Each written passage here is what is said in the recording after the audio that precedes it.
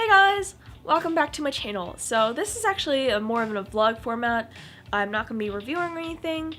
I'll be talking a little bit about my background as far as writing, and because it relates to this huge announcement that I got accepted into grad school. So I'm super excited. I got a letter from UTEP, University of Texas, El Paso, the other day, maybe about a week ago, and I got two letters actually, one from the dean and one from the department chair.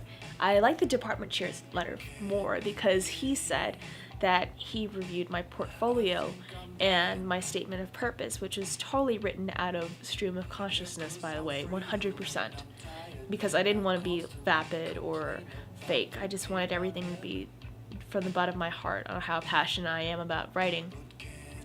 And he loved it. He said everything was excellent. So I was like, really?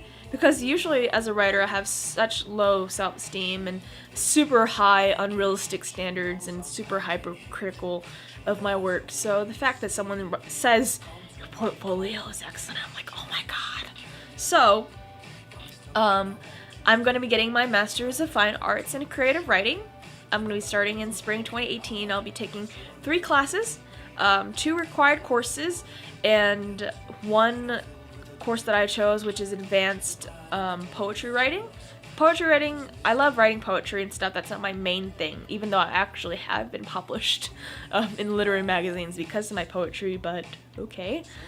I'm going to be working on more so screenplays, playwriting, and also working on mostly fiction and all that stuff. So yeah, so we shall actually see.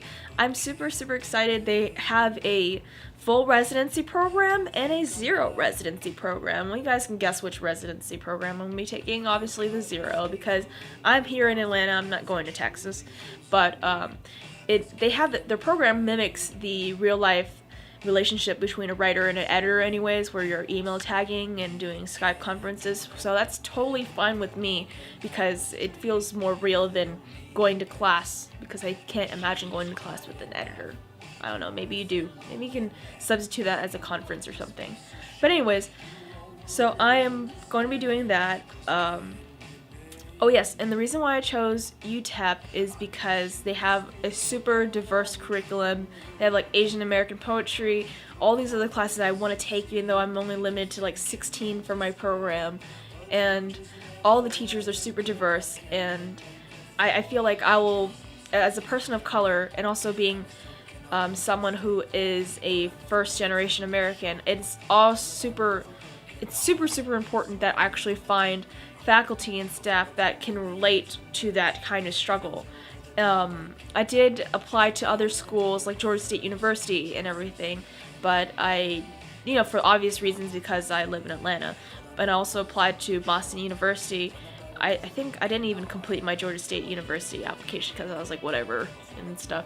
But I went and applied for Boston University, and I ended up not going there, even though they had a really interesting program where they have it full ride tuition and they give you a travel stipend and everything. But I went through their curriculum, and that's something that you will prioritize once you get to this level where you've been in school for quite this long. Looking at syllabi and looking at curriculum, the overall curriculum is super important, because you want to actually see what kind of education you're going to be getting. So I looked at Boston University. So even though they have all this really good stuff that sounds too good to be true, I was like, maybe it is too good to be true based on what my gut's telling me. Because I looked at their requirements and everything, even their application requirements, oh, we don't want any flowery prose or syntax in your portfolio. We don't want stream of consciousness. I'm like, what? I'm like, that is totally everything against what I am. So I'm like, no thank you. So I can't do that. So I went with UTEP, and I don't regret or anything. It's going to be absolutely awesome. I am taking on more debt, but I mean, I won't be the only person taking on graduate level debt, so I'm totally fine with that. I mean, my thing is, like I said, I've always wanted my master's, and I want to be able to go into this with, learning more techniques, more skills, like, and getting a lot more specialization. Like, so I just really need to do this and stuff. So I mean, I've been doing a lot of talking myself out of this, but I'm like, I can't do that. But yes, and I've been pinching myself lately because I've been thinking, like, is this real or not? So that's why I've been holding off on posting this video, because I wasn't sure if it was real. But yes, it is real. I'm super excited, and yeah, I'm so excited to be going to school. So, but yeah, I mean, I already told you guys about my degrees, you know, have my associates in filmmaking and film production, and then I have my bachelor's degree in, my bachelor's of arts is in creative writing / professional writing, and basically what that means is like the holy grail of all writing degrees, because I took technical writing courses, journalism courses, grant writing courses, PR writing courses, which I absolutely hate PR writing, prose writing, nonfiction, fiction, playwriting courses. I took every single freaking type of writing course you can think of. So, but I really do want to go into it even more. I really need that. The goal is for specialization at this point. So once I go into school, I'm really gonna take my time. Obviously that, you know, they say that the timeline is 3 years, but you have max of 6 years to finish your degree for your Master's of Fine Arts. I'm not gonna take all 6 years, but maybe, I mean, I'm not gonna beat myself up if I get it in 4 years, you know, because at this point, when you get to the graduate level, you want to take your time and just absorb everything and not really overwork yourself when it comes to course load. Because if you're just trying to breeze through and get your degree, you're not going to really be able to take your time and absorb all the material and stuff. So that's just my point of view. I know some people who just breeze through stuff. I've done it at the undergrad level, but, you know, I'm totally going to try to take this a different way, because obviously my curriculum, their program is a little bit harder. So I'll tell you this, you have to have a 3.5 to stay into the program. And up until recently, I have to verify, but their last handbook said if you get more than 3 Bs, you're out of the program, which is extremely scary, you know, because 3 Bs, you're out. Can't have anything lower than Bs, like, oh my god. Or even Bs are not good enough at that point. So I was like, oh my god. And then this program is extremely hard to get into because last year they only accepted like 9 people.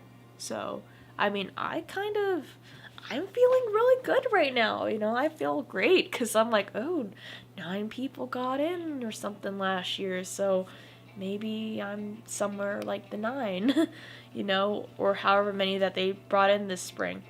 Oh yeah, and the deal with the school is that there's this whole fiasco. I was supposed to start in fall, so it's supposed to start in this August, but one of my recommendations letters came in like maybe about an hour late for the deadline, and because of that, their system did not process or send my application through to the right department. And so what happened was, I went through all these months waiting we're just waiting to hear back from them, and I never heard back from them, and I finally called them, and I was like, hey, what's going on? And they're like, oh, because of this, we never actually never actually processed your application. I'm like, hey, that's not cool, so what are you guys going to do about that? And they said, well, there's going to be a spring program, you know, spring semester coming up. We never actually do that, so we're trying that now. And the department's going through a huge reorganization and stuff, so, you know, just hang on a bit. And, you know, everything's on your portfolio at this point. And I'm like, dear God. I was like, I had it one technicality on my portfolio. I'm like, I really hope they don't fault me for that. And they actually didn't, so I actually made it into the program. I'm super, super excited, and, like, when I freaking got that letter that said that I was accepted, I was almost in tears, because I didn't have to deal with denial, you know? I didn't have to deal with, you're not fucking good enough. I just dealt with, your portfolio and your statement of purpose is fucking excellent, and we want you. And I'm like, you know what, that's good enough for me. So that's all I wanted to share with you guys. I will see you guys. I'm going to go ahead and apologize. So when I start school in spring, I might not be posting as many videos as I usually do, which is usually 2 videos a week. I'll be probably going down to 1 a week, maybe 1 review and 1 vlog like this, and then I'll probably vlog about my grad student experience, and maybe you guys might want to hear about that. So, I don't know. I'm super excited, but yeah. I don't know why I am choking up about that. So, but yes. Thank you guys for watching, and I'll see you guys next time.